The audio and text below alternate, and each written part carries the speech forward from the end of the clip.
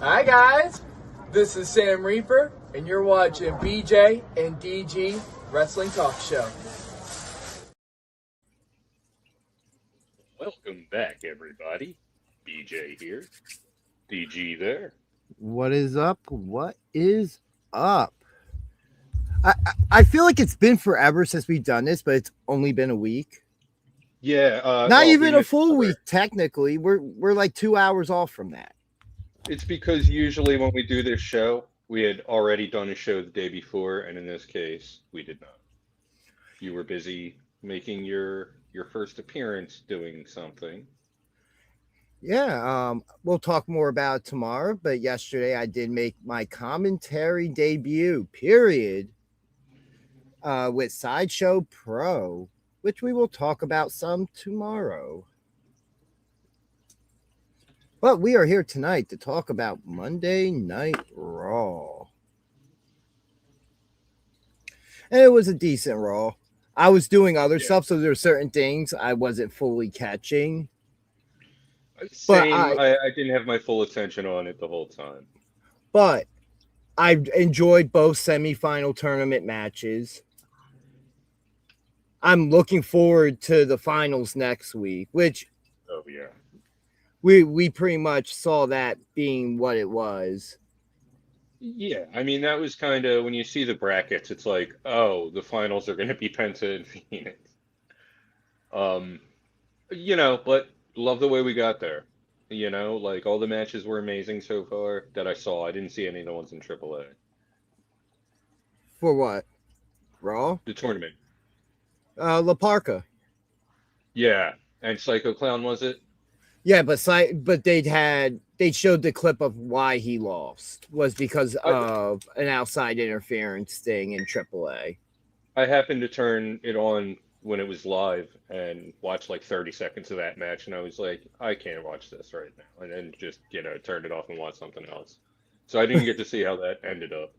Yeah, somebody like some big guy in a mask debuted and attacked Psycho Clown, costing him the match. Omos? Like Omos? No, it wasn't Omos. This guy had too much muscle to be Omos. Not that he's not a big guy, but the way this guy was built. Yeah.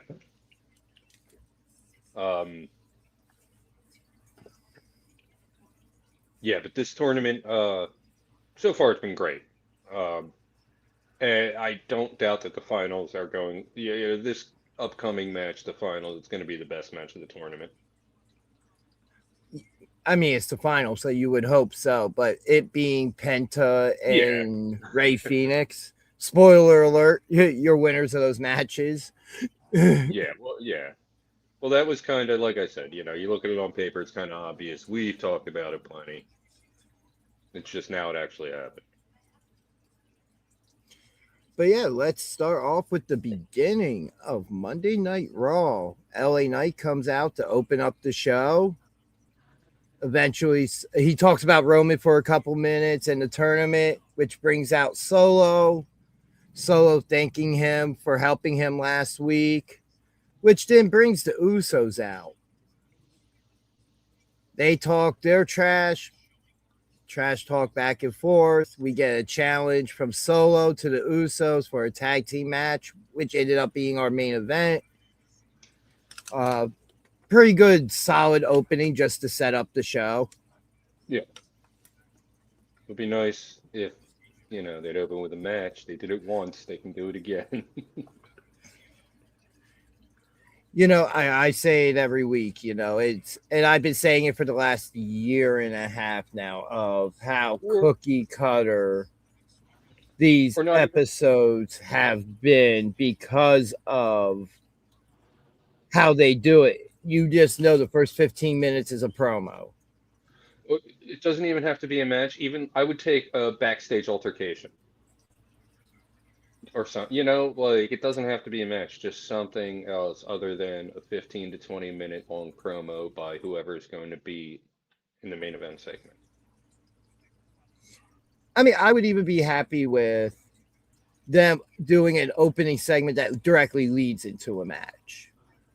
That too, that would be fine as long as it's not 15 to 20 minutes long. Like they're killing way too much time with these promos.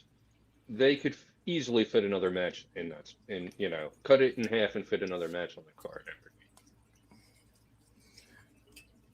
every But just for me, it's like I get why they do it. It's just a way to set up the narrative of the show, which that did this week because now the running storyline was between both teams with a couple Right. backstage segments and everything. And that's also the thing I just realized you never see ever anymore nothing matches. Like AEW is full of them, just nothing matches. Oh, we're just throwing these two people out here. You would watch WCW back in the day. You would see like nothing matches, in the first or second hour. I mean, you would see them more sprinkled out throughout the show as the breaks in between stuff, but we got some really good matches. Like a lot of the cruiserweight matches were like that. But you wanted to sit there and watch them because of the athleticism. But in reality, they weren't the main narrative of the story for that week. Well, WCW was always the NWO, so. See, it's like they're shooting themselves in the foot as far as making new stars because they're only using people that are currently involved in storylines. They're not just throwing people out there just to like get eyes on them. But that's the difference between WWE, who consider themselves more entertainment company than a wrestling company, as compared to an AEW, a TNA, or something like that, where they're a wrestling company first. Yeah, I get that much, but like, I don't know. I just feel like they're wasting wrestlers. Like, not as many people are getting eyes on them. But I'm also of the contingent side of that wrestlers don't need to be featured every week. If you have something set up like they did the number one contenders match or whatever between Sol Ruca and Lyra last week. This week it was just a backstage segment, and announced for default next week is we get that women's intercontinental rematch. What I'm more so talking about is people on the roster who show up every week and just don't get put out there. Well, like there's say also just randomly throwing together like a Johnny Gargano with like no one immediately comes to mind. Well, Okay, interesting. Up until last week, Dragunov, but no, both of those guys are gone. I was going to say, interesting you bring up Johnny Gargano because as of yesterday, his whole social media has been scrubbed of WWE mentions. Yeah, and clearly he's not going to be re-signing or anything. And Dragunov, they wasted his talent. He was. How many times have we talked about him in matchups we would like to see him in? None of them happened. But so just real quick before we move on to what our opening contest was, just to talk about a lot of that for a moment. It seems like it's not just guys or ladies talents not willing to re-sign. It seems like it's TKO being like, well, yeah. No, but not even negotiating. Like, we're just going to let your contract run out, which means not only are they just thinning the roster out, but you're wasting talent. As you said, you're wasting talent now because you could rotate guys in and out, which if it's something I've always said that NXT does really good is rotating their talent in and out, especially in the beginning. AEW was really good with it too. And they still are now, but now they're more linear with their stories. They're more consistent with them of people to be featured every week, which is fine. But you also have there's nothing matches. Like, hey, I haven't seen this guy in a while, or this guy. Like it's just a shame to see somebody like a Johnny Gargano who accomplished a lot in that company. Not only in that company, like accomplished a lot before he even made it to that company. Yeah, but I'm just his time there. Well, yeah. He did a lot. And then the same thing with Dragon. Like you had him primed to be one of your next big stars. Like imagine after everything with Obafemi, we see him and Obafemi going at it. Like you're really taking away guys that are going to be competition for some of these bigger guys to where now, which we'll talk about, Big Cass and Javon Evans.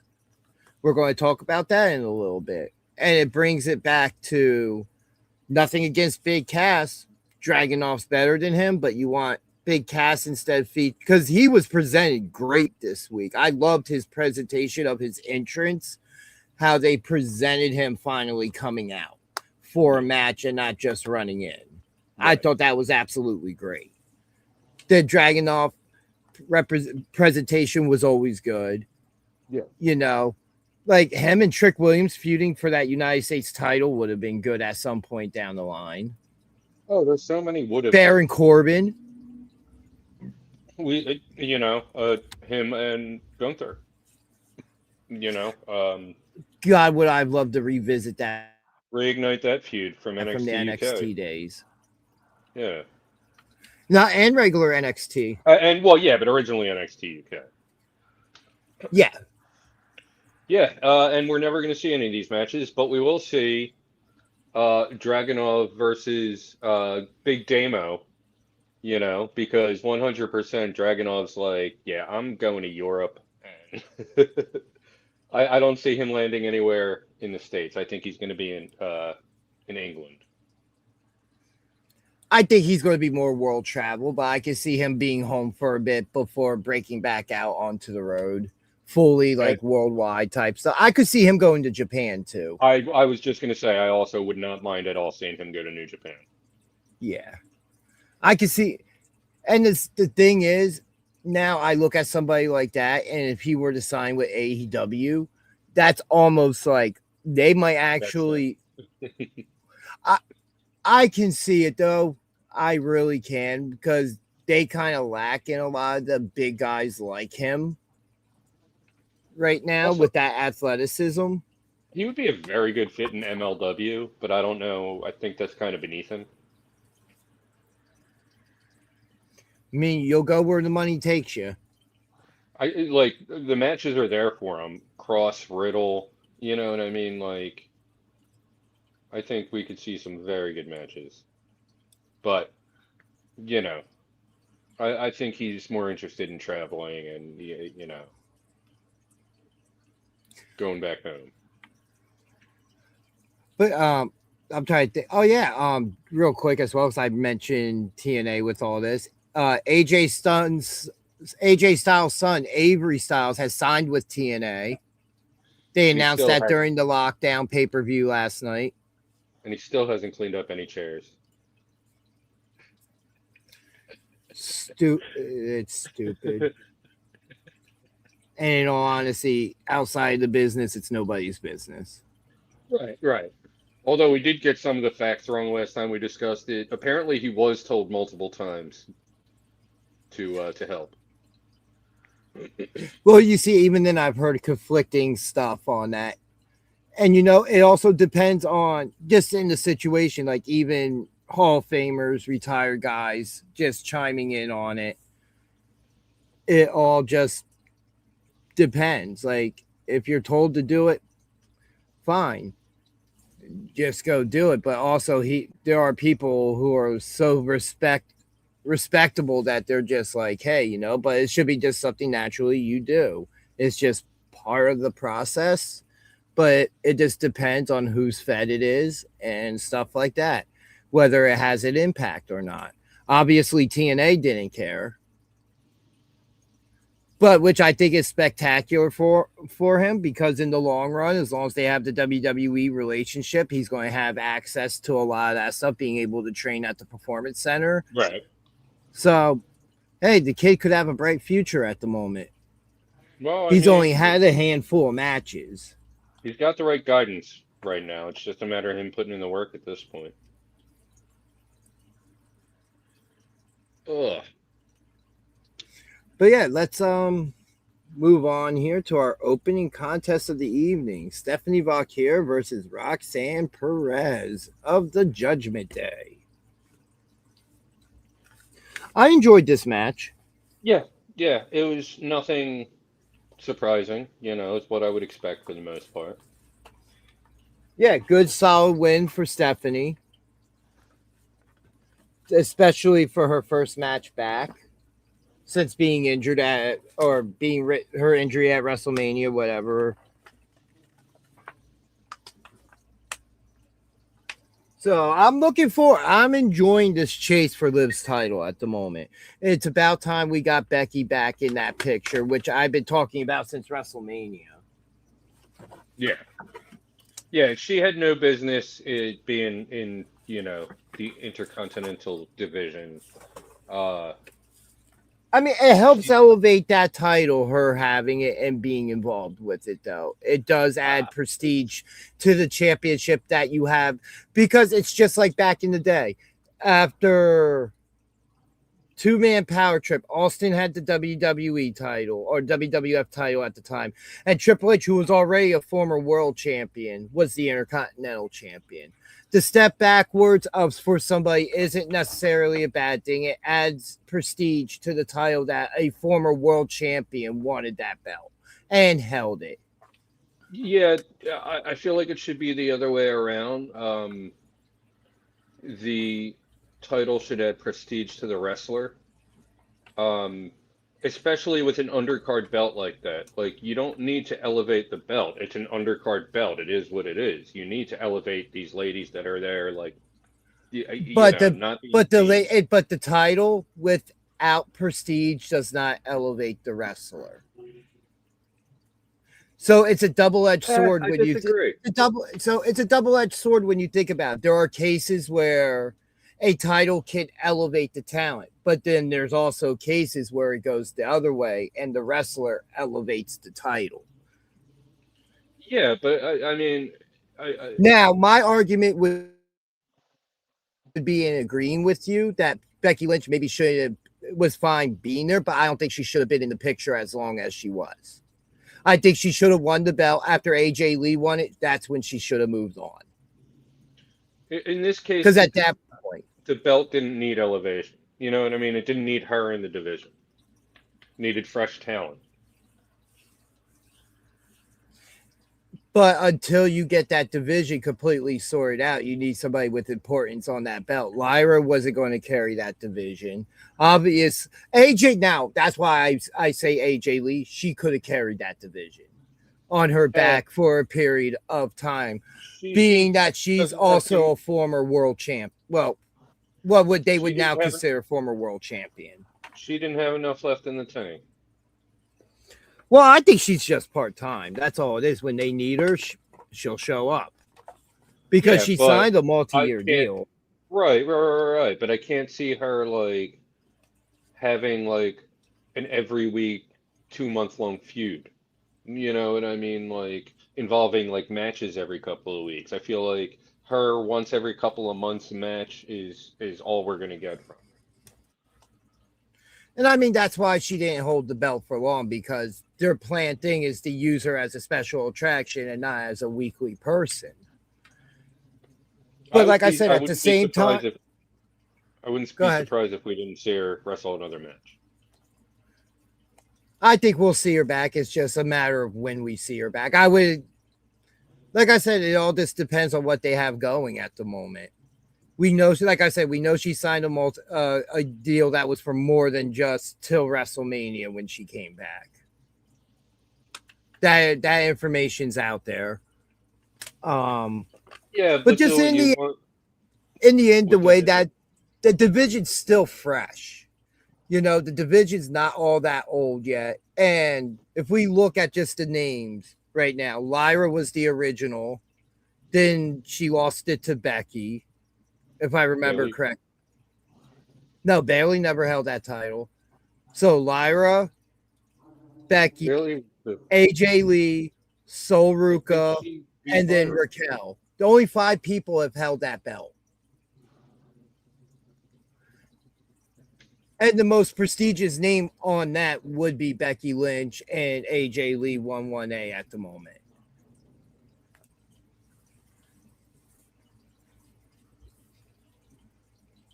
But that belt only had 5 or 6 champions. Bayley never beat Lyra for it, because that's when that feud was kind of going, and then Lyra lost it.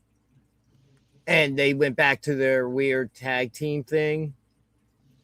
Whatever that was. Okay, yeah, I was mistaken. I thought at one point Bayley won that. No, she competed for it, but she didn't win it. Okay. Oh, I'm sorry. And Maxine held that title as well. If you now that's a case to where you would think in the situation the belt would have elevated Maxine, but Oh no, her holding it at all buries the belt. Oh, you glitched see, out there. I disagree with that. Her I holding it at disagree all that devalues the it. belt. I disagree. So I thought the original match where she won it was good. It's everything that happened afterwards to where it was like, what are we doing here? Is she just not ready, or was Becky Lynch sandbagging her in the match, Yeah. making her No look bad? archives. Yeah, I know. He has the whole No, opposite yeah. thing of names being mentioned and appearing. Well, not appearing in this case.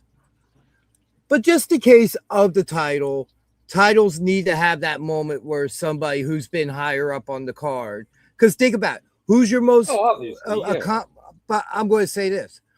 Who's your most accomplished Intercontinental Champion of all time? It's Chris Jericho.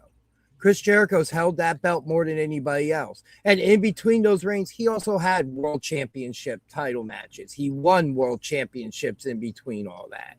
Right. You know, or it's like going back and when Becky already was 2 belts, Becky, she's already the man, then goes back and wins the NXT title, or the New Day go back and win the NXT tag team titles just because they never had them. You know, just to have that name stuck to that belt now in its lineage does something for the titles. Not in the case that the NXT titles need that at all. It's just the example I could throw out there that sometimes you're doing it to bring it up because now that next person that comes and gets that belt and is able to defeat that. Because think about what it did for Lyra. If Lyra never beats Becky and they never have that moment in NXT, Lyra never gets called up. Not when she does. Right. You had mentioned the New Day, and it just like made me think I cannot wait until Dynamite on Wednesday. I know they're not going to show up or anything, but they're going to tease them. I know it. Yeah, we'll see. But yeah, I agree.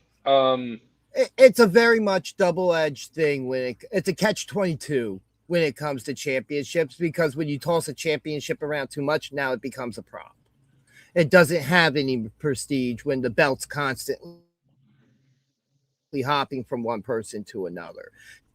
You know, to compare now when you have somebody now when you have some, but now when you have somebody like Roman during COVID time and the whole original Bloodline story that only showed up to defend the title when it mattered after he initially ran through the roster.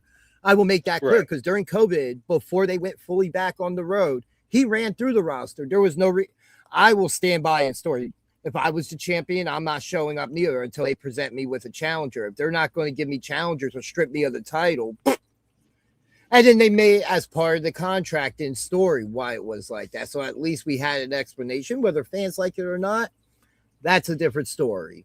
You know, whether that part they connect with or they rebel against. But still, in the end, we had an explanation for it. Which, by the way, speaking of stuff in the past, and popped in my head because of bringing up Roman, and Roman had beat Bray Wyatt for the Universal title. Rest in peace, Bray Wyatt. Today's the anniversary of his passing. R.I.P. Bray, one of my favorites of all time. Absolutely. And now there's no longer any representation of him or any of his legacy in the WWE. Outside of what little things with Alexa Bliss being the Lily doll and the patches on her jacket. Right, yeah, those are the last little blips on the radar. Yeah. But I mean, like storyline wise. No, you know, we had Life 6, you know, we had there's nothing whatever left. what the hell was going on with Alexa, you know. But yeah, yeah, and it sucks, and I get it. Like TKO wants to steer it in a more entertainment and less spooky supernatural direction. I get it. That's fine.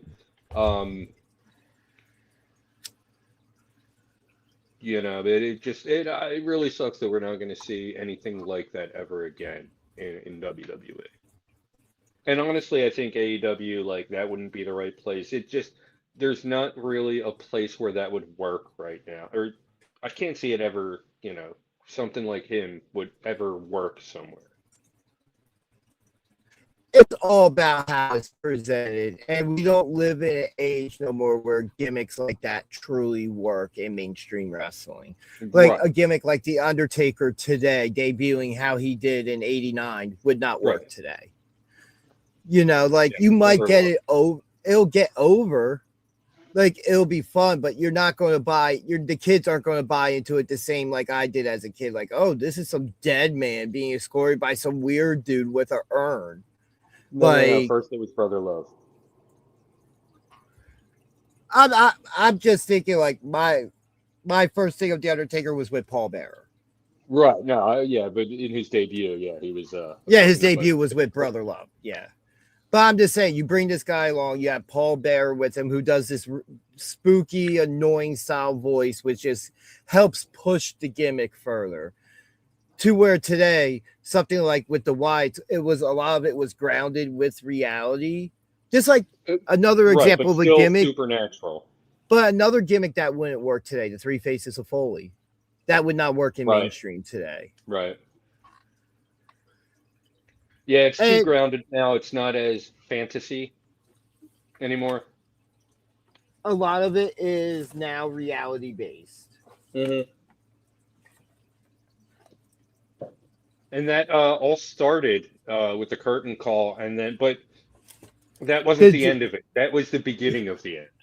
It took a Nah, good 10 years no, for it to finally come for around and me, everybody be like, beginning of the end is a completely different moment in time in the 80s. oh no, I'm just saying, like, just in wrestling, in the wrestling world. There may have been things before that, but that was like kind I mean, of when everyone was I'm like, talking. wait a minute.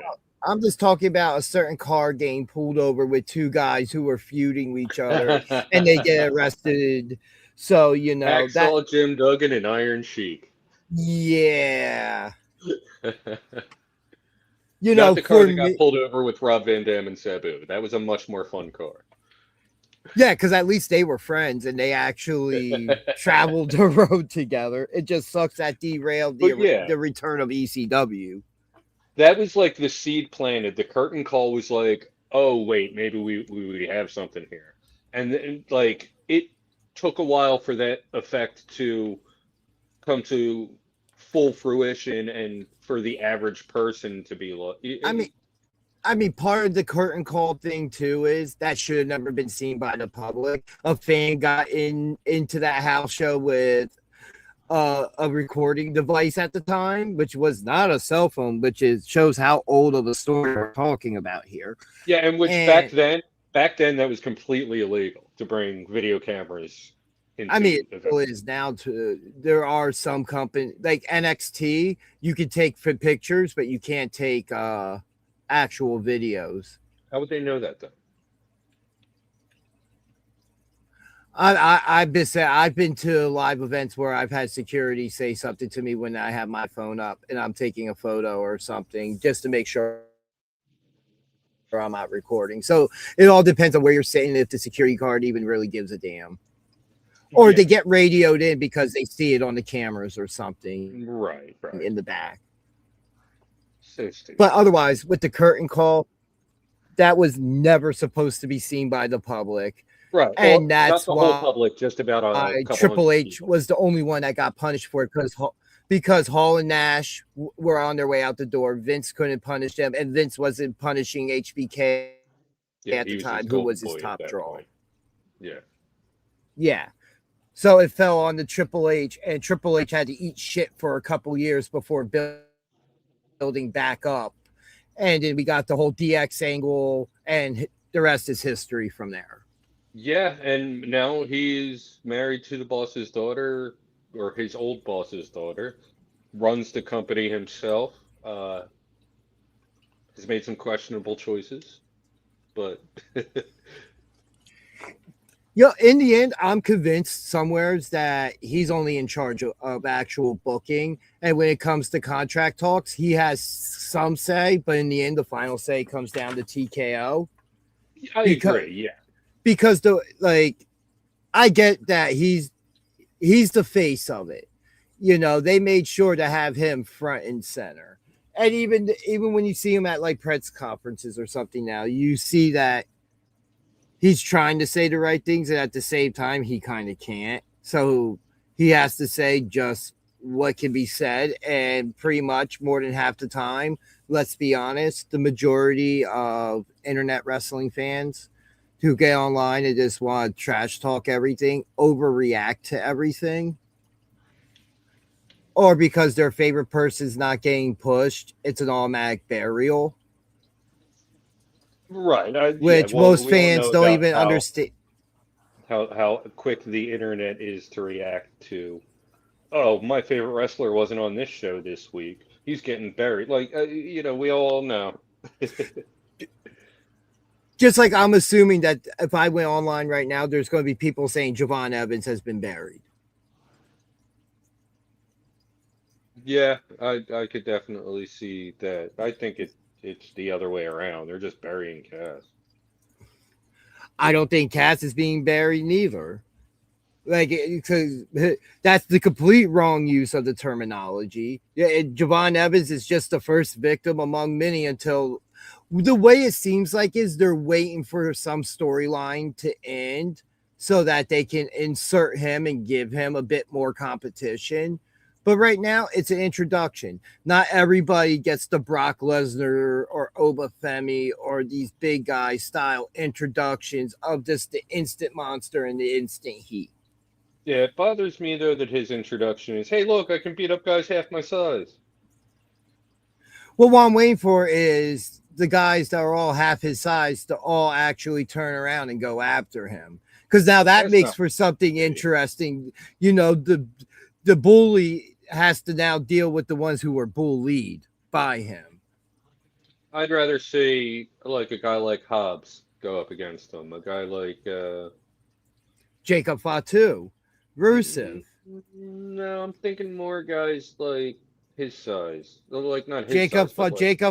Jacob Fatu is I'm not saying he's tall wise, but he's one of the bigger, more powerful guys who would be able to give him a fight. Yeah, no, he's not quite the powerhouse I was thinking of. Um, well, I did say Hobbs. So They fired everyone who's coming to mind, you know? Dragon off would have been a good one.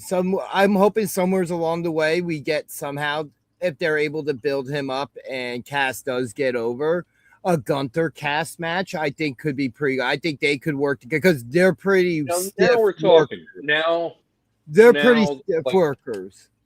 That's along the lines of more what I want to see, not him versus the cruiserweight division. But I also don't want to see them run through everything right away. And then the small guys, all that's left. And then we've circled back to this conversation anyway, just stretched out some.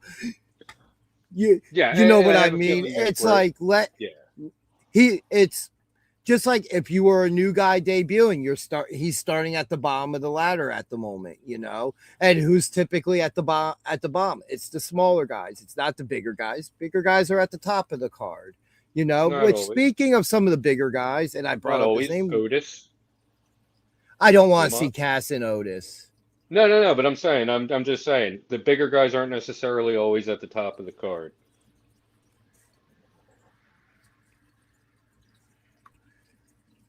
But I'm saying most of the ones that would be worthy of us having the name, and we're throwing names out there, they're mid card and up, you know, which Cass is obviously mid card at the moment. It's just seeing what they're going to do with him because we really don't have a clear cut path that's been presented to us yet.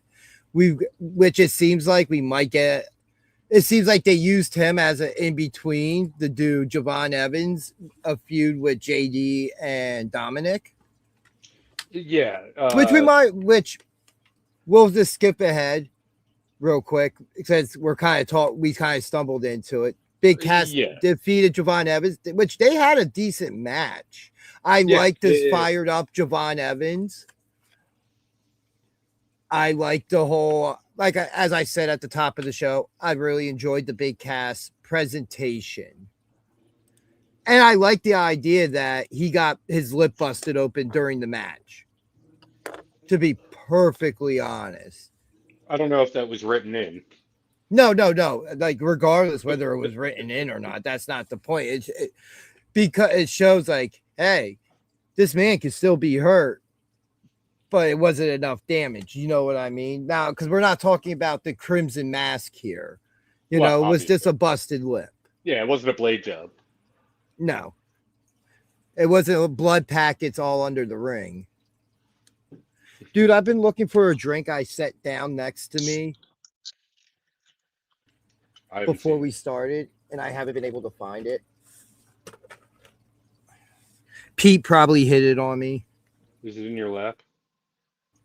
Somehow, some way. We'll see a post about it later. But no, I enjoyed this match. A random note. But I enjoyed the match for what it was. And it seems, like I said, it seems like that they're trying to just have Cass on TV at the moment, start building what this character is going to be now up, because this is Big Cass alone. We're not talking about him and Enzo as a tag team. They're presenting him in a singles division, which it could be a gradual workup at the moment, because we have to get through some of the names on the roster he could potentially face in singles matches. Braun Breaker. Well, him and Obafemi are involved in a feud where like Rusev, who just hasn't been seen on Raw in weeks. Which, for whatever reason, that would have been a good person for him to have a match with.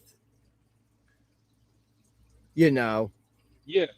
So, he's a smaller guy, but he would be a guy that's believable in the sense to give Cass a fight. I wouldn't mind seeing Cass Gable. Down the road, I don't want to see that right now, but I think it's going to happen sooner than later. I think sooner than later, but down the road still. Cass Penta.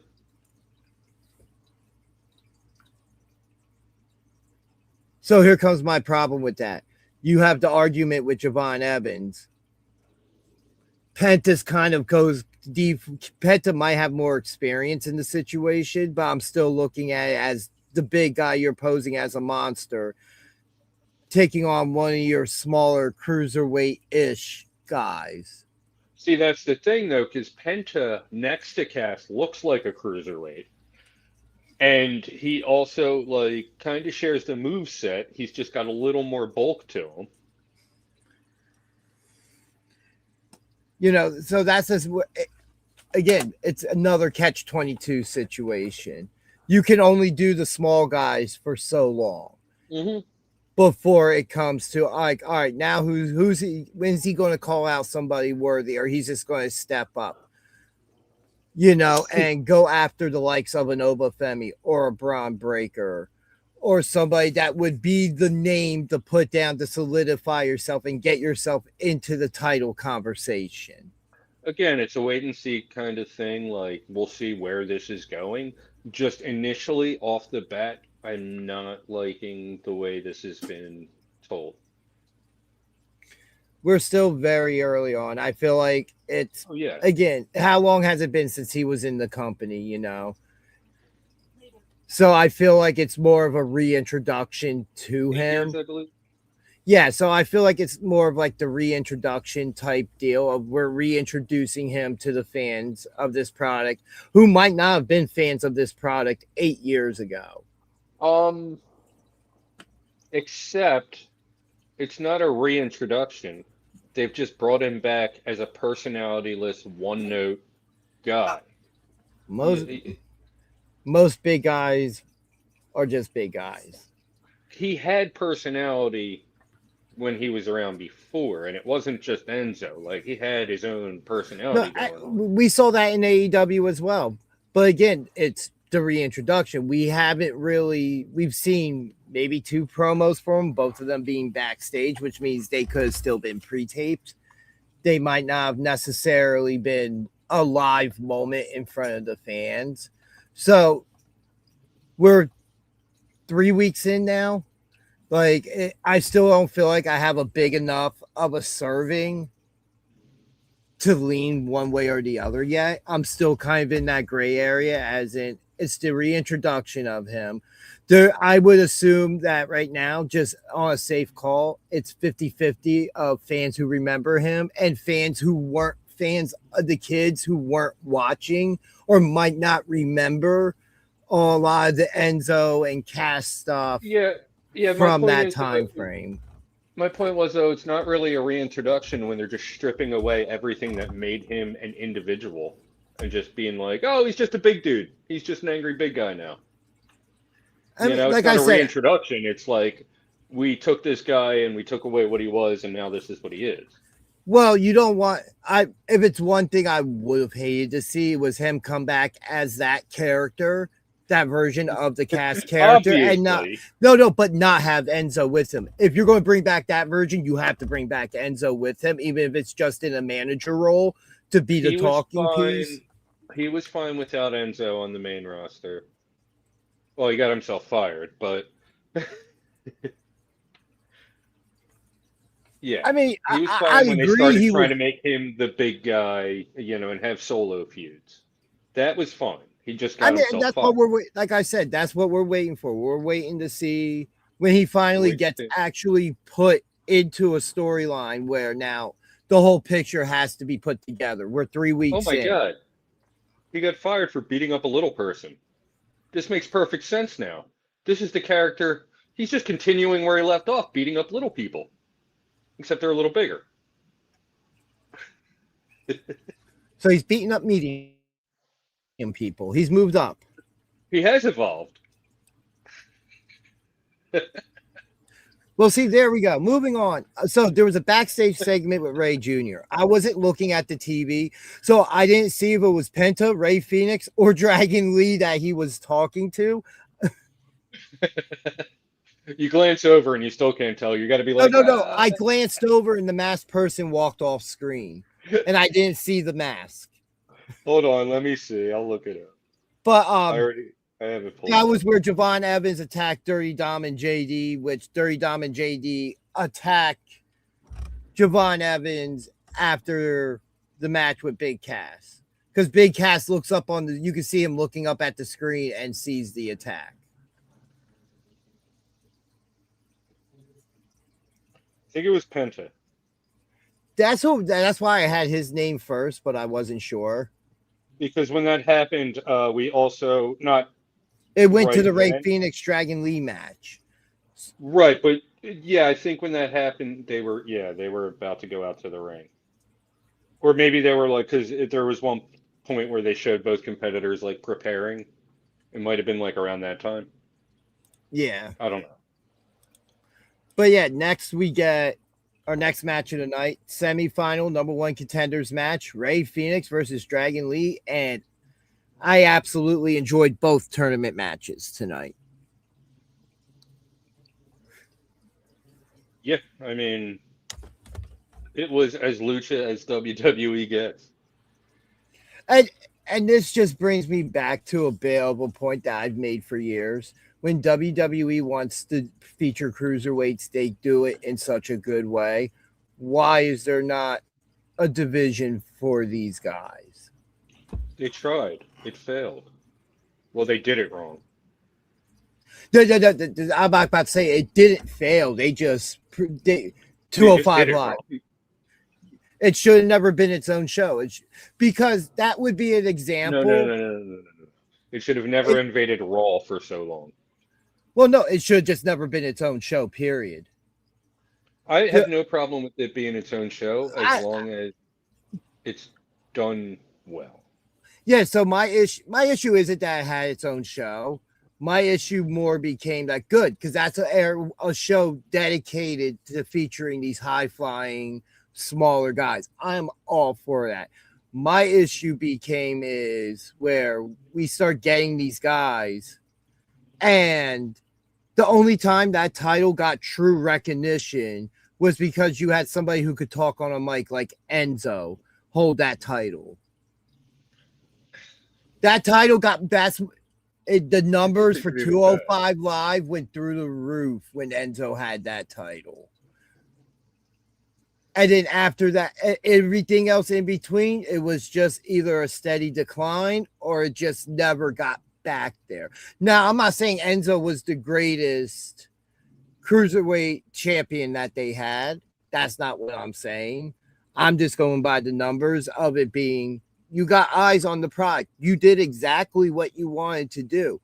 How were you not able to capitalize off that when you, even at that time, had such a bolster of talent?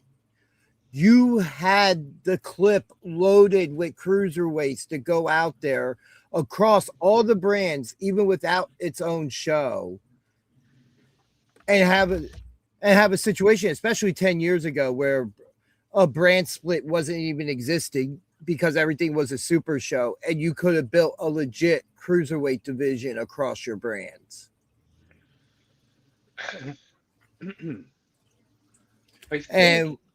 And what do we get? Initially was with the delivery of it and how it was introduced to everyone. Because when NXT got that title, they did great with it.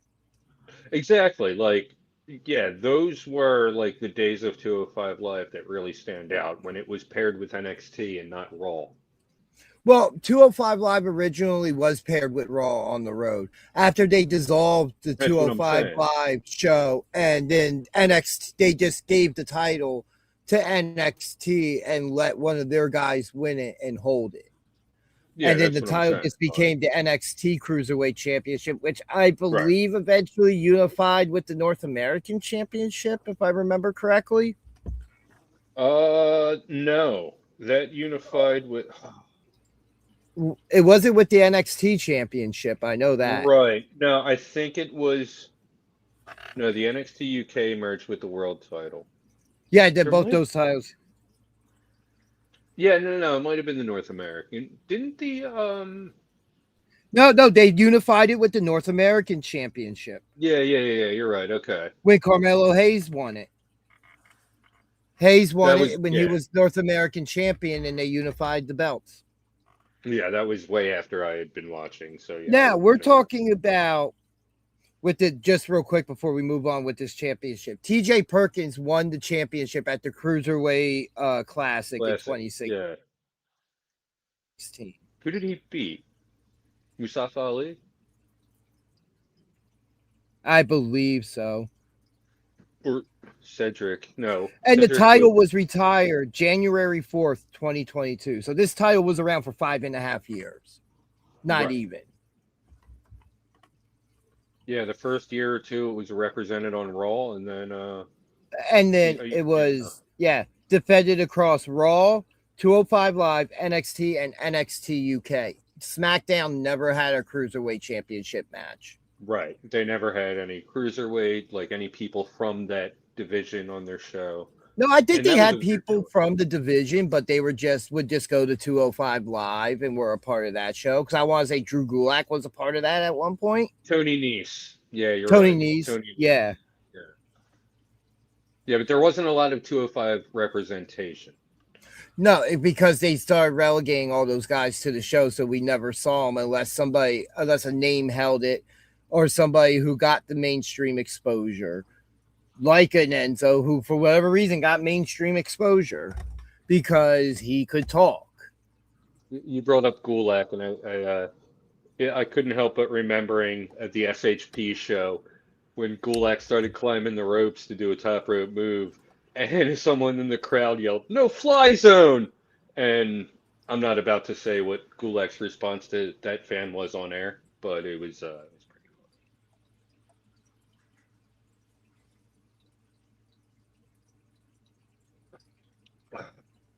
All right, anyway. So yeah, Ray Phoenix, Dragon Lee, amazing match. Ray Phoenix picks up the win.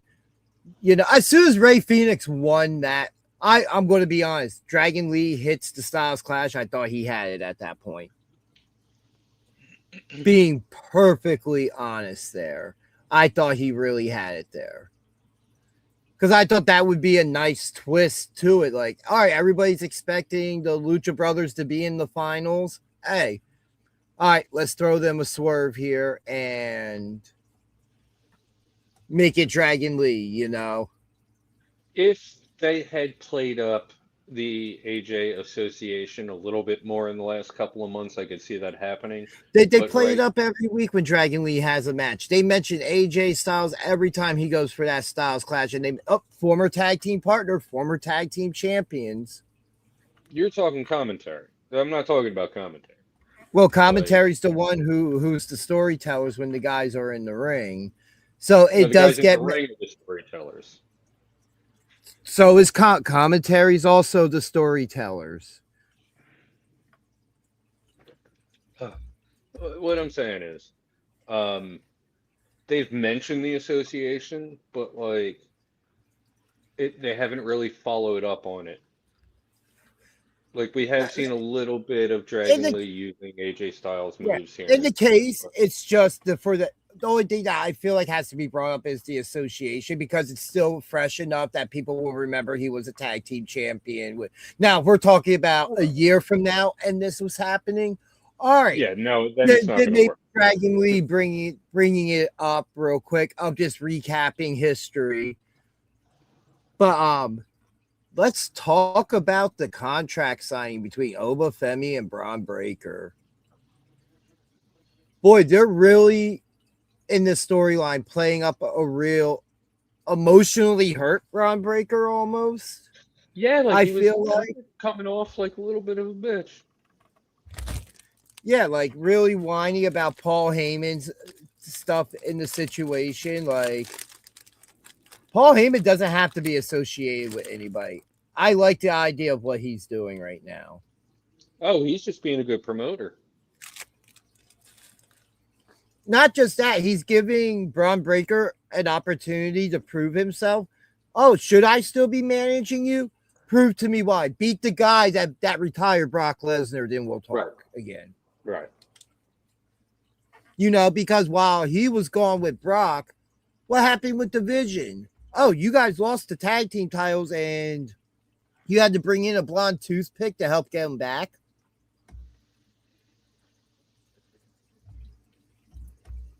Well, I got him back. No, but that's what I said. Like, you had to bring in the blonde toothpick to get them back. Someone had to fill Heyman's shoes. And even then, it got the Heyman stamp of approval. It did. He's like, because when after they want him back, he shit on everybody but her. He was like, yeah, her, she's why you got those titles back. I don't like, necessarily see that as being him giving it the stamp of approval. Not in the case if she's the only one he's giving props to from Paul Heyman, that's a stamp of approval because the Vision doesn't need. That's more of a diss to the Vision than it is a stamp of approval. It can be both. It can be both simultaneously. Yeah, no, it's more impactful. Like, oh, so what? Paul Heyman gave Maxine props. Oh my God, Paul Heyman just dissed his entire former crew. What's more impactful, you know?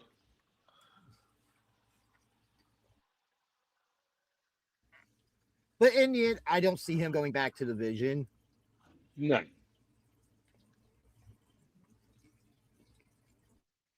I definitely do see him acquiring at least a client in the near future.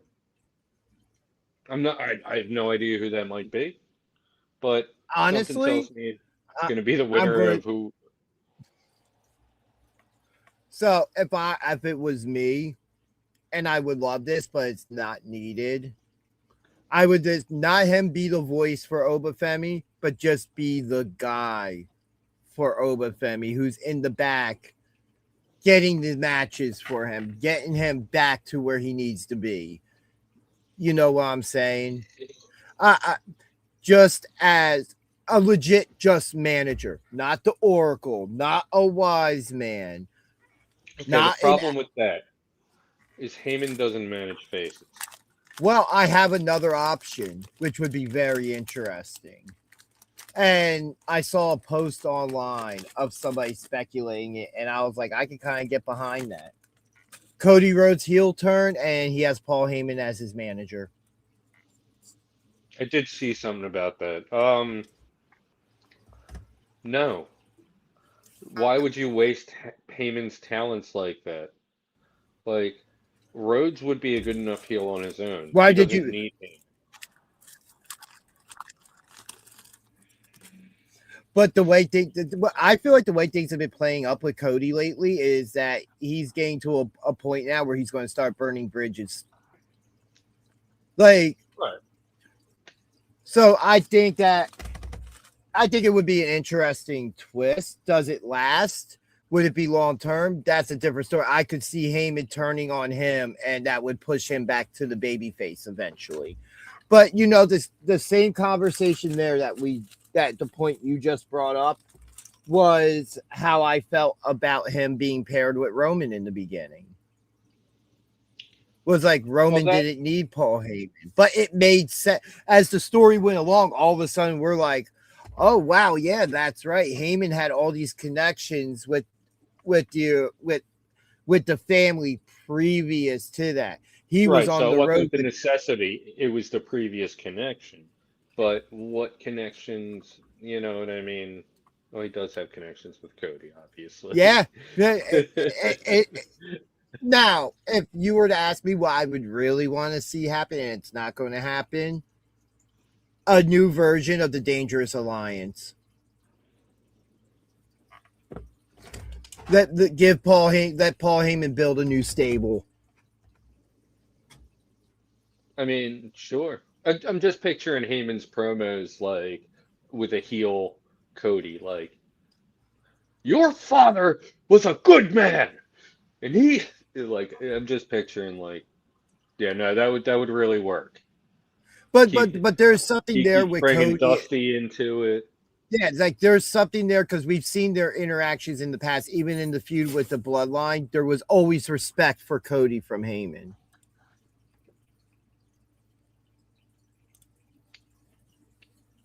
Yeah, man, you too. Yeah. But that is something I can see. Let's see. Let's talk next about Penta and La Parka and get some of these. Oh, Hey. you're very late. We already talked about Maxine, man. Like 3 times. It wasn't good. We talked about the blonde hair toothpick. Actually, I won't call her a toothpick. I'll say popsicle stick. I'll give her a slight credit. But yeah, Penta and La Parka, which was the match I was looking forward to. Yeah. And it lived up to expectation for me. Yeah, I we don't really see a lot enjoyed of La this Parka. We don't see a lot of La Parka. So those who haven't watched any AAA or MLW may not know how good this guy is. I mean, he's good enough to be a La Parka. Let's put it that way. Because there's only been a handful of them, and LA Park is still the original. He's still active. Might not even be the original, but the original that I'm aware of.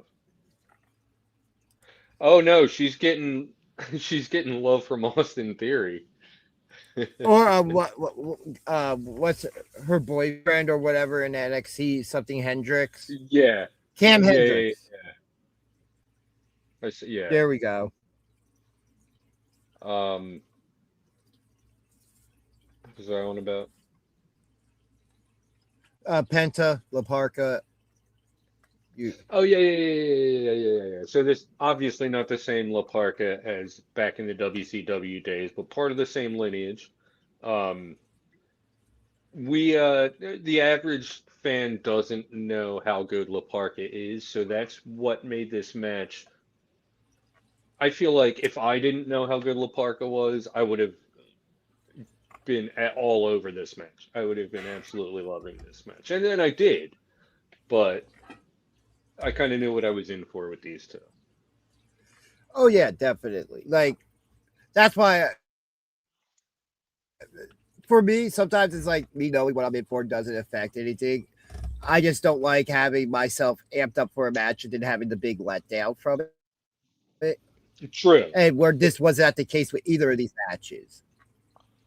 No, no, no. I mean, the Lucians, they don't disappoint. Like, they only do things one way, and it's amazing. Yeah, let's see. What else? So I'm going to kind of combine everything with the main event into us talking about as one. That makes sense. Because we already talked about the opening segment and there were a couple backstage segments. But speaking of backstage segments, we have one with Chad Gable and Adam Pearce talking about lining up who's next for them. Then Ethan Page appears, which for some reason really popped me. But that's a match I'm okay with seeing too. That has to be somewhere absolutely. sooner than later. And that was a pretty interesting back and forth between them. Yeah. I'm looking forward to whenever that match happens. Definitely. USA. USA.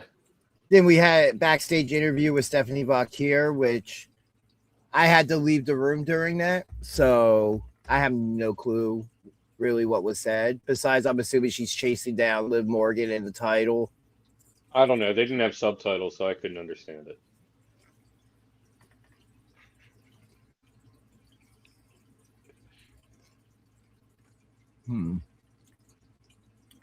Making sure we covered everything else before we get into the main event. 1 hour later.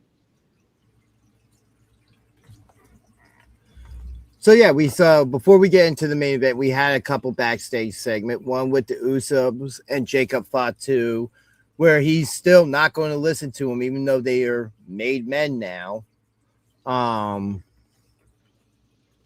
That he's only still going to take orders from Roman, which still really makes me think at some point he's going to break away or there's going to be some change in the guard, which I would love somehow that Jacob gets charge of the bloodline and then they have to answer to him. I would absolutely love that twist of fate, no pun intended, there in the story. But they tell Jacob to stay in the interesting call to tell Jacob Fatu to stay in the back and not be ringside with them during the match. There's definitely a separation there between Fatu and the Usos. No, Becky Lynch said that she is chasing after that title as well, rightfully as she should. You're right. Which I have a feeling that's going to break down into a triple threat match at some point for the women's championship.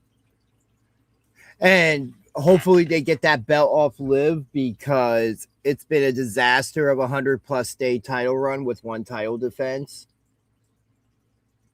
BJ disappeared and muted his mic, so we know what that means. He's gone to the fountain. But yeah, so then after a little bit later, we get another backstage segment with LA Knight and Solo. Solo thanking LA Knight again for assisting him last week. After Solo went after Roman, hitting him with the Samoan Spike instead of Knight. And they're pretty much ready for their tag team match, which will now lead us into the main event of tonight. The Usos taking on LA Knight and Solo. And pretty good match that they were having. But it was a good match. It was a very basic tag team match of what they did. Yeah. It wasn't too much and it wasn't too little. It was exactly what was needed. Yeah, as sick as I am of this whole bloodline thing, like, I was into this match. And then stuff happened. Yeah, so we get to a point in the match. I want to say both guys were down going for the tag. Something like that. And then we get guys in bandanas appearing in the ring. Three guys appear. One you could obviously tell was Royce Keys. There's no mistaking Royce Keys. Yeah. And then And I could anyone tell, who's watched a lot of NXT or AAA lately yeah, knew who else was there. yeah, Cole, it took him a second. and we get OTM making their main roster debut, Lucian taking Price out and both, Bronco Nima. and they just completely destroy both teams. But they mostly focused on Solo and the Usos. I noticed that especially toward the end. They Most of the did focus isolate Knight was in the corner. like they took him out, but it seemed like more of the focus was on Solo and the Usos. So are we seeing Which, an anti-bloodline pop up?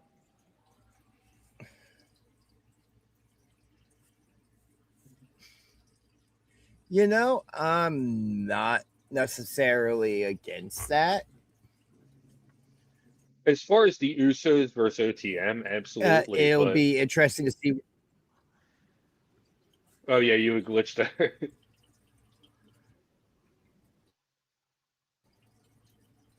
There you go. And What were you saying now? you would glitched. No, Usos and OTM, like, yeah, I want to see that. But then what do we get? Keys and Reigns?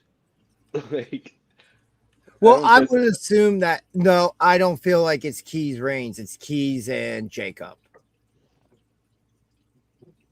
Oh, yeah, Because no. I'm all remember, about that. Jacob's the Yeah. one that took him out for a couple weeks. All right, so our War Games match is shaping up. War Games. But, so that was kind of the first impression I kind of got. But my brain went to like when they did the NXT Survivor Series type thing. And because I think NXT did it at one point where they had, when Undisputed Era, they did like a triple threat War Games match as one of their first War That Games was sick. matches. Okay, I have a question. I have an answer, If maybe. this, you don't. If this is the War Games match, we have a team of 4 in the bloodline. At the Roman, moment. Jacob, and the Usos at the moment. We have a team of 3 right now with Keys and OTM. Who's that 4th? Solo. But they just rolled on it. Well, we have 3 months to get there still, and it could be something to where it's Well, then a what's reluctant. Knight do? He's going to get a title shot against Roman. He's going to lose, and he's going to go back down to the mid card and just be doing nothing, because that's what WWE does. They put him to the top of in a big story, and then they put him back down into obscurity. Exactly 6 months from now, we'll be talking about how LA Knight jobbed out to Big Cass. You know what? I'm not necessarily against that match. I To be was thinking that perfectly earlier. honest. I was thinking that earlier when we were talking about other guys who could go up against Big Cass. I was thinking that. I didn't say it. That Solo would be another guy I wouldn't mind seeing go up against him. But we got to get there still. Yeah. We're not there. I'm looking Yeah. forward to OTM because OTM's a legit threat to those tag team championships. Oh yeah, no doubt. Um, I can't help but feeling like they're just like the Tongans, or you know what I mean? Like they're gonna get booked like that, like dominant at first and then just fall apart. Not the Tongans, the MFT. You know what I mean? I mean, something I felt like they should have done with what was their name? Bobby Lashley, the Hurt Business. Hurt Syndicate. The Hurt Business in WWE. Which I always felt What were like they in TNA? Hurt The Syndicate. Beatdown Clan. No, in TNA they were the Beatdown Clan. Clan, yeah. And then AEW, the Hurt Syndicate. Yeah. I feel like that with OTM and Powerhouse Hobbs, you could almost recreate the Nation. They need a mouthpiece. They never really had a mouthpiece. Farouk mostly spoke Farouk, for yeah. them. Not until The Rock came, and then all of a sudden Vince gave him his 2 minutes. He begged for forever to explain why he joined them, and then he legitimately became the mouthpiece of the group. Eventually, Farouk leading to all that. The rest is history. But just something along those lines, not necessarily the Nation of Domination 2.0, but something that would separate them from a Hurt Syndicate or Hurt Business style storyline and separate the groups, because that's what people are going to relate this group to instantly. We hurt people.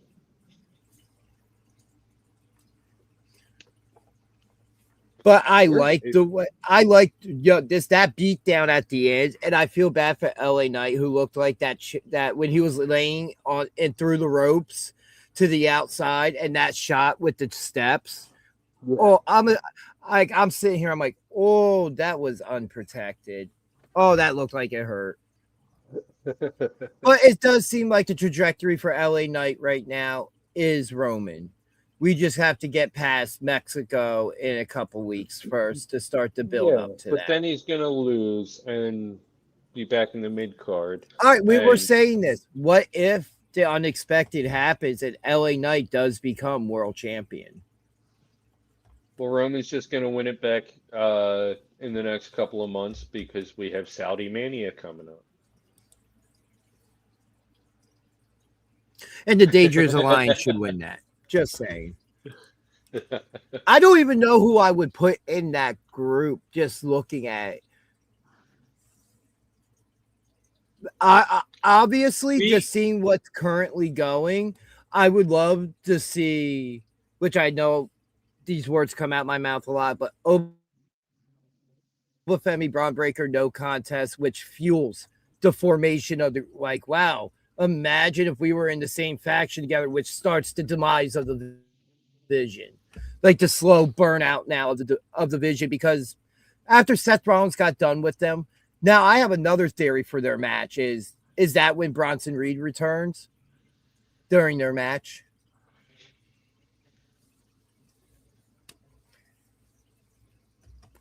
We're waiting. I don't have my putter. What do you want me to do? Where's the gopher? I found that sound clip on my phone. I'm going to have to email that to myself so I can play it on here. I found so many good sound clips, but I won't get into that right now. I thought during the last couple of minutes, I was thinking, like, we should totally get together and take the WWE roster or the AEW roster and name a historical faction and list off who would be in it now. Oh, I kind of like that idea. We'll talk about that later. I'm just real quick with that. The original version of the Vision I compared to Evolution. Like the original incarnation, where it was Batista, Seth. It wasn't Batista yet. Evolution? Yeah. Original Evolution, Ric Flair, Triple H, Batista, Randy Orton. Okay, it was supposed to be Mark Jindrak, but it never worked. That's what I was thinking. That's exactly what I was thinking. Because it was going to be him instead of Batista. But no. That's a very good idea for another time. Even if it's just off air, just us like throwing things back and forth. Before we get off air, and like no rush, but like I want to tell you what Sandman said to me last week. Or I want to tell you about my conversation with Sandman last week. It wasn't anything in particular that he said to me. Okay. What are you doing? Oh, I guess I'll do that now then. So I walked up. I thought that's where we were going here, but I was just saying that's like something I want to mention. Oh, okay. So I'm hanging out with Amadeus, and I'm sitting there and having a beer. Wait a minute. Why the You hell know, you're hybrid? Why the hell are you hanging out with Amadeus? I just happened to run into him. And you hung out with? I guess it's okay since he did help us get the SPO title, but carry on. Yeah, we talked about that a little. But yeah, so I'm drinking a beer, like I do. Cheers. And I said to him, I was like, I have to go do something, I have to go be a mark. And then I was like, you know what, I need another beer first. So I drank another beer. And so finally I go over to I Sandman, drank and a he's just beer. sitting there hanging out. He's got his kendos on the table. I drank like 5 16 ounces that night. I was pretty hammered. But so I walk up and I'm wearing my Sounds about BJ and right. DG Talk Wrestling shirt.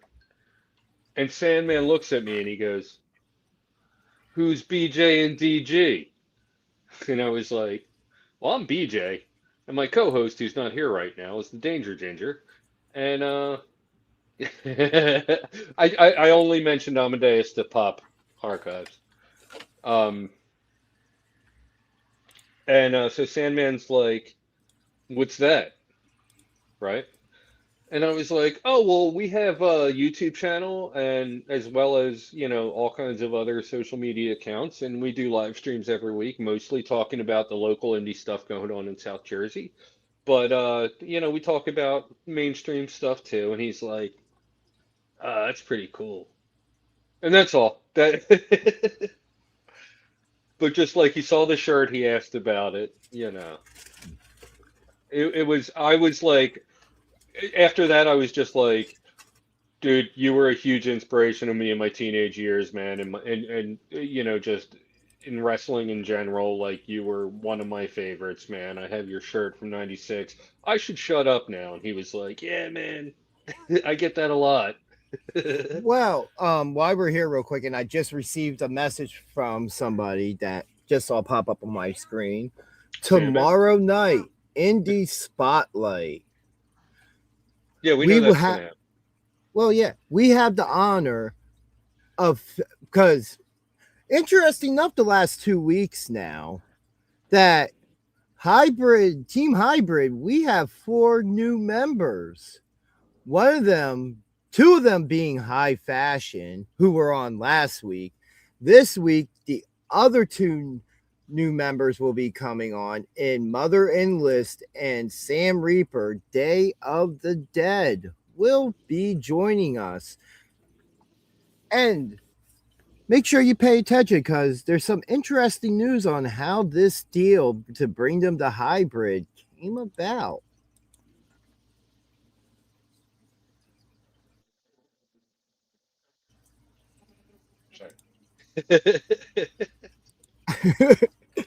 You look down at yourself with disgust. That was Dude, perfect. that's funny because that face I was making was my like, okay, interesting. Like we were picking predictions and we all picked someone Yep. different. And I was like, okay, interesting that you picked whoever you picked. I don't remember. I think it was Raspa. Uh, and that's what that I was like, okay. I'm just glad Pete got to pick Oh one of yeah. them. Speaking of that, we'll bring this up again tomorrow. But Mark Raspa, the day after that interview, was an extra on AEW Dynamite as a security guard. As well as Griffin McCoy. Yes. Yeah. He was super chill. If I wasn't such a mark, I would have had a lot longer of a conversation with him. By the way, yes. Oh wait, make sure you tune into tomorrow to find out how it was brought about. So I'm gonna talk for a minute about the Wildwood show because it was an amazing show, as all ISPW Whoops. shows that I've You been weren't supposed to to. go full screen. Oh, just bigger. There we go. Um, yeah, the venue. What you need to know about the venue is it has a glass ceiling, and that's not a metaphor. It literally has a ceiling that's made of glass. Um, So right after the pre-show match, the storm that happened Thursday night started to intensify. And I'm sitting there, I'm talking to Kathy and I'm talking to Amadeus, and I'm like, I hear just like the rain, and I'm just like, I'm gonna go out because there's a glass wall that overlooks the ocean. I'm gonna go out and just check that out because that sounds crazy. And so I'm sitting there and I'm watching lightning strikes over the ocean, and all of a sudden on the loudspeaker, hey, if everybody could please all gather in the back of the venue. So they kind of evacuated everyone into a ballroom because they thought there's a chance that the ceiling could break. And it wasn't like mass panic. Like everyone was like, all right, let's just wait it out. But like there were some like little kids, there were some people who were really like terrified. And I did my best to if I saw anyone who was like upset, I would do my best to like, calm them down, cheer them up, whatever. The rest of the time I spent hanging out, I hung out with Ryan and Junie for a while, and Jimmy Lloyd, and then just was walking around and ran into Kathy and Sean Henderson and was hanging out with them. But, it was about 20 minutes to a half hour we were quarantined to that ballroom before they let us back into the arena and Yeah, everything. I heard stories and stuff, And and I've seen videos of the stuff with the shot callers entertaining yeah, they were fans great. and They all. were great. They were killing it. And GKM, yeah. I just want to say the Wildwoods Convention Center staff and security did an A+ job, 100% like ensuring everybody's safety.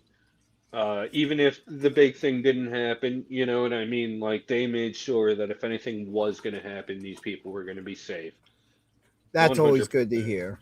Always good to hear. ISPW, like any good promotion should, said, all right, that was weird. Now on with the show. And 2 minutes later, I'm seeing Sandman come out and cane someone to death, which, hey, Hojail. It just 100% class acts, the security and everyone who works for the Wildwood Convention Center, and then ISPW. Amazing show. I posted one match featuring Brandon Downey, Buddy Thomas, The Junie Underwood, multi-man match. Ryan O'Neal, and I can't remember the last. No, can't remember it. It starts with an A. It's a Latino guy, Carmine. That doesn't start with an A. Carmine Arota. That's what starts with an A, is his last name. And also, I have two more matches to post. One is the main event featuring, well, I won't give any spoilers, but it was a multi-man match. It was a hardcore match. It was amazing. And I think I might have one other match to post from that. So, uh-oh. So we'll move on to Joe Hale. Just wanted to say, yeah. Amazing show. ISPW is amazing. Wildwood, I give props to everyone involved. And I took a photo of the crowd when we were being quarantined into the ballroom. And if you zoom in, you can see Ryan O'Neal's big hair just in the middle of a crowd. It's like, where's Waldo? Man, what did I do? That's all I want to know. Should we send Joe Hale the link? uh,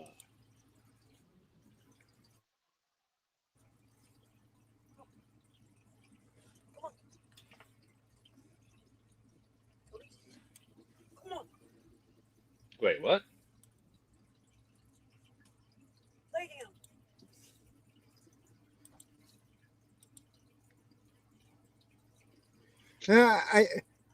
I think Reaper can spare a few if I need to throw some at somebody. He is dead already, so.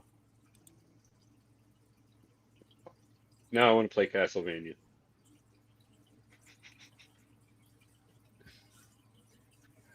But yeah, another Monday night in the books. Yeah, pretty good show. Nothing surprising. Until the end. I mean, but nothing out of the ordinary. Standard show, and then you get that craziness at the end. I know they're in a holding pattern. There's a long time in between big events right now, so it's just building, and I get it. Um, but the action was great with the two uh, tournament matches, the Cass and Evans match. Main event was all right, but very good action. We don't do grades here. We don't do number grades or anything, but No, but it was a uh, good show. it was an above average show considering that they're right now just pacing themselves to the next big event.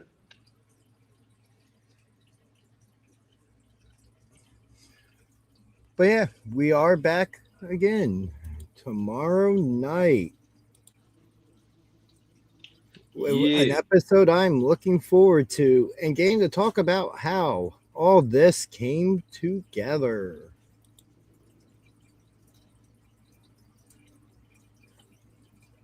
But on that note, I think it's time for us to go.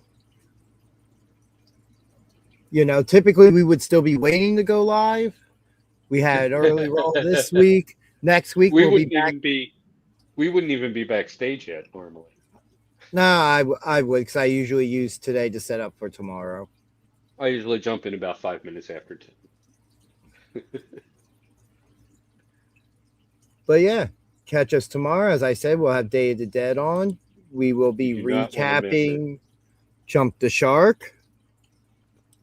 And then we will also be previewing Superpower Summer is Over.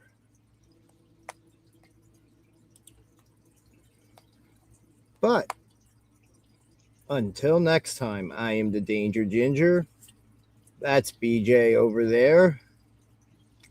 And we will see you tomorrow for Indie Spotlight. Bye bye, bitch.